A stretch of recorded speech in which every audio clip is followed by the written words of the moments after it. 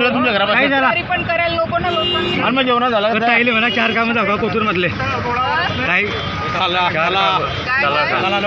काही नाही बरोबर आहे ना, विचारायला हक्क आहे ना आमचा. नाही विचार 4 कामं कोणते ताईले म्हणा, ताईले म्हणा 4 कामं कोणते.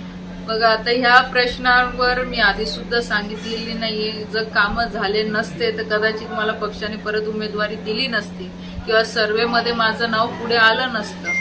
आज जे काही रिपोर्ट येत आहे की रावेर मतदारसंघातली ही जागा भारतीय जनता पार्टीकडे आज राहणार आहे, म्हणजे महायुतीकडे राहणार आहे. महायुतीचे उमेदवार म्हणून मी इथून निवडून येणार आहे.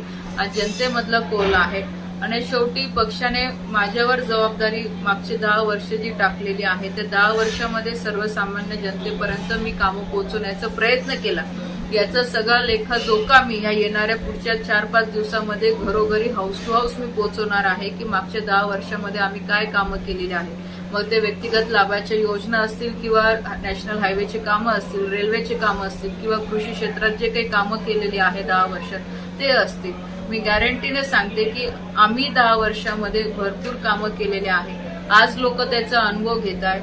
आज जे लोक विरोधक माझ्यावर ह्या पद्धतीने टीका करत असतील, माझा एकच प्रश्न त्यांना आहे आणि तुम्ही पण माध्यमांनी त्यांना विचारावं की जो नॅशनल हायवे झालेला आहे हा कोणाच्या माध्यमातून झालेला आहे, कोणाच्या काळात झालेला आहे. जी पीक विमा योजना जे आघाडी सरकारने त्याच्यावर चुकीचे निकष टाकून शेतकऱ्यांवर अन्याय केला होता, त्या निकष काढायच्या वेळेस किंवा ते निकष बदलवण्याच्या वेळेस जे आंदोलन केलं होतं हे आंदोलन कोणी केलं होतं.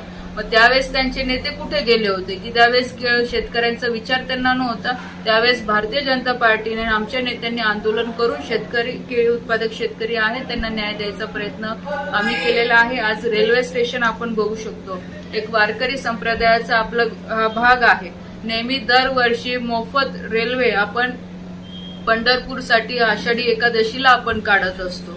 आज असे अनेक कामं सांगण्यासारखे आहे जे तळागाळापर्यंत आम्ही पोहोचवलेले आहे, लोकांपर्यंत पोहोचवलेले आहे. आणि मी जसं सांगितलं की येणाऱ्या या पुढच्या 5 वर्षामध्ये माझा जाहीरनामा, पक्षाचा जाहीरनामा आम्ही हाऊस टू हाऊस पोहोचवणार आहे आणि तो लेखी स्वरूपाने पोहोचवणार आहे. म्हणून लपवण्यासारखं आमच्याकडे काही नाही. जे आम्ही केलं आहे ते ठामपणे आम्ही सांगतोय आणि प्रत्यक्षामध्ये आम्ही केलेलं आहे.